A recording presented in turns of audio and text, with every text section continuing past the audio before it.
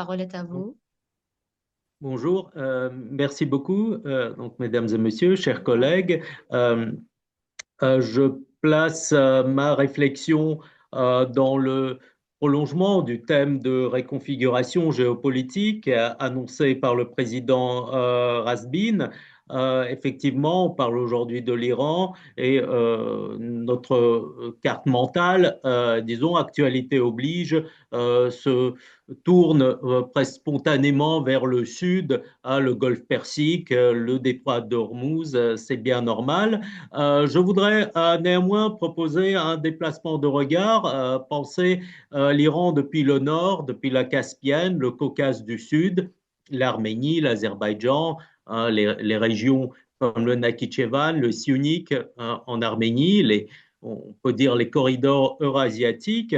Je vais vous proposer un parcours en trois temps. D'abord, je vais préciser pourquoi ce déplacement est nécessaire. On va passer du Golfe à la Caspienne. C'est pas seulement changer de région, c'est aussi élargir notre réflexion géopolitique autour de cette crise, envisager aussi si la crise actuelle puisse s'intensifier, éventuellement s'étendre. Puis je montrerai pourquoi la Caspienne devient stratégique et de plus en plus, à la fois comme espace de sécurité, de contournement, de logistique. Et enfin, j'examinerai la fameuse route Trump, exemple concret de cette récomposition, donc un corridor qui est euh, présenté comme un instrument de paix, mais en fait traversé de perceptions contradictoires. Donc, je pars de l'idée que les crises récentes autour de l'Iran déplacent les imaginaires géopolitiques régionaux du Golfe, mais vers la Caspienne, le Caucase du Sud. Elles nous obligent à penser l'Iran non seulement comme puissance moyen-orientale, mais aussi comme une puissance caucasienne, caspienne, eurasiatique. Euh, D'un certain point de vue, c'est un effet mécanique, une extension mécanique du conflit qui rehausse en quelque sorte l'importance stratégique du voisinage iranien. Donc, je parlerai des imaginaires géopolitiques. Je précise qu'il s'agit de manières de représenter l'espace, hiérarchiser les lieux, désigner les menaces et construire les continuités entre les régions. On peut rappeler ici la méthode du diatope d'Yves Lacoste, c'est-à-dire dia à travers, et le mot topos, lieu, un lieu qui traverse plusieurs niveaux d'observation en articulant des ordres de grandeur, disons le Golfe, la Caspienne, ou des petites régions comme le Sionique en Arménie, les intersections d'ensemble géographiques qui, selon les acteurs, deviennent des facteurs favorables ou défavorables à l'action. Autrement dit, ce qui importe, c'est pas seulement l'Iran, la Caspienne ou le corridor comme des réalités, on peut dire matérielles, mais la manière dont ces objets sont pensés, nommés et appropriés par différents sujets géopolitiques, et notamment en contexte de crise. Euh, on peut citer ici une formule de Lénine. Seuls les idiots disent que la révolution se réduit aux objectivités. N'oubliez pas le facteur subjectif qui, dans les phases décisives, devient le facteur principal et parfois l'unique facteur. Donc voilà, donc la leçon de Lénine, la géographie devient décisive lorsqu'une volonté politique les transforme en instruments de puissance. Donc, le même espace peut être vu de diverses manières.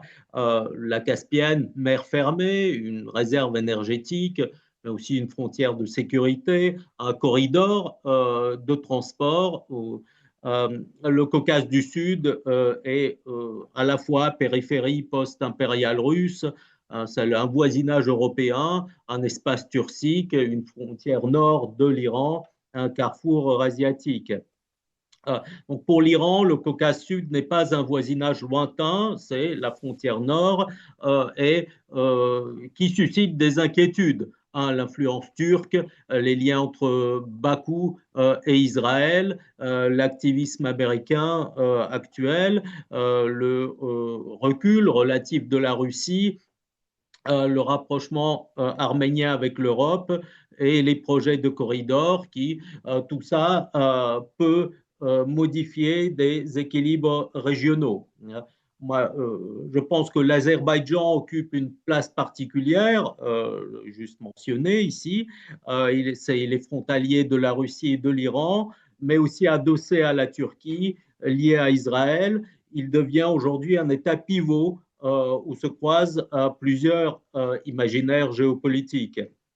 Euh, donc la Caspienne, d'ailleurs, dans cet ensemble, est affectée par la guerre autour de l'Iran, on peut dire selon au moins trois logiques, sécuritaire, énergétique et logistique.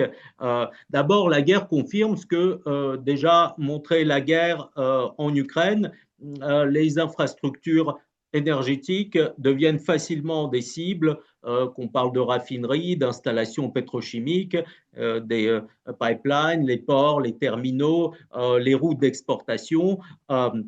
Au Sud-Caucase, la question n'est donc plus seulement de faire passer le gaz et le pétrole vers l'Europe et ailleurs, mais de sécuriser ces infrastructures. On a eu quelques réflexions aujourd'hui sur ce sujet. Euh, Selon les informations du New York Times, la Russie utiliserait d'ailleurs la Caspienne pour livrer à l'Iran des composants de drones, par exemple, afin de l'aider à reconstituer un arsenal qui aurait perdu environ 60% de ses capacités. Je ne sais pas dans quelle mesure ces chiffres sont exact. Les ports de la Caspienne iraniens travaillent aujourd'hui jour et nuit pour importer le blé, le maïs, mais aussi les aliments pour animaux, l'huile de tournesol. Euh, Bon, il y a aussi les cargaisons militaires qui restent opaques. Les navires coupent fréquemment les transpondeurs. Il y a eu cette frappe israélienne déjà en mars 2027 contre le centre de commandement iranien à Bandar Anzali, qui confirme cette montée, on peut dire, en visibilité stratégique. En même temps, la crise témoigne de la solidarité, de l'entente tacite autour de l'exploitation de la Caspienne. On peut dire l'élément perturbateur, à un moment l'Ukraine, mais aussi Israël, potentiellement les États-Unis. Ces éléments perturbateurs viennent de l'extérieur et non pas des pays riverains qui ont intérêt à maintenir un sort de statu quo. On en a parlé d'ailleurs lundi. Bien que l'escalade puisse pousser les États-Unis et Israël à une tentative, par exemple si Hormuz se relève insuffisant et faute d'un accord, espérons pas, mais c'est un risque. Euh, le- il reste cependant que cette route nord-sud entre la Russie et l'Iran, qui passe via la Caspienne, aussi implique les relations entre les États-Unis et Russie. Donc, je ne pense pas que Trump voudrait se fâcher en ce moment avec Poutine. Donc, c'est peut-être ce qui retient aussi en partie les Américains et bien sûr la Chine, mais comme on a vu, on pouvait faire les mêmes réflexions sur Hormuz. Ensuite, quand les flux du Golfe deviennent incertains, les ressources et les routes caspiennes prennent plus de valeur, une sorte d'effet domino. Les marchés l'ont déjà intégré en mars 2026 avec la hausse des primes sur certains bruts caspiens. Donc la caspienne, donc liée à ce corridor nord-sud, Russie-Iran, et le corridor médian, hein, en forme de croix, on peut l'imaginer en forme de croix. Certaines estimations évoquent entre 12 à 15 jours par ce corridor, contre environ 40 jours par la mer. Et enfin, le dernier point, la route Trump, ou Trump Route for International Peace and Prosperity, bon, comme on l'avait annoncé. Il ne s'agit pas seulement d'un projet diplomatique, donc cette route qui passe au nord de l'Iran via l'Azerbaïdjan, l'Arménie. Il ne s'agit pas seulement d'un projet diplomatique, mais il réactive en quelque sorte une ancienne géographie dont il faut tenir compte. C'est une vieille ligne ferroviaire le long de l'Araxe, encore de l'époque de l'Empire russe. Il y a des rails soviétiques disparus. Vous avez des vestiges de l'époque soviétique dans la région arménienne de Syunik, où passe cette route. Euh, euh, donc, on ne comprend pas rien à ce corridor si on ignore tous ces mémoires qu'elle réactive. Ce n'est pas seulement un projet de 2025, il n'est pas. Il est nouveau parce qu'il est repensé dans une nouvelle situation géopolitique. On peut dire que le Syunik ici est donc cette région arménienne frontalière avec l'Azerbaïdjan est un diatope exemplaire. C'est un lieu de petite dimension, mais traversé par des ensembles géographiques d'ordre très différents. C'est la frontière arméno-iranienne. Il y a cette continuité, on peut dire, entre l'Azerbaïdjan et la région du Nakhichevan. Il y a l'espace turcique, ou le projet du pan-turquisme, le corridor Caspienne-Europe, il y a les rivalités russo-américaines, et bien entendu, du point de vue de l'Iran, une stratégie de désenclavement ou de contournement. On pourrait même aussi ajouter le niveau global qui avait été évoqué aujourd'hui avec la nouvelle carte de la globalisation fragmentée en nouveaux ensembles, comme ça a été suggéré par M. Réveillard ce matin. Donc, cette route Trump visant à relier l'Azerbaïdjan continental au Nakhichevan, qui traverse le sud de l'Arménie, euh, elle a été le 8 août 2025. Un accord a été signé établissant cette route. Il devrait faire environ 43 km via cette région du Syunik arménienne. La société de développement détenue à 14% par les États-Unis et 26% par l'Arménie pour une période de 49 ans. Mais on constate que avec les débuts de la crise, le projet reste fragile. Il n'y a pas de calendrier clair de construction, pas de traité de paix signé, pas de mécanisme de règlement des différends, notamment Azerbaïdjan-Arménie.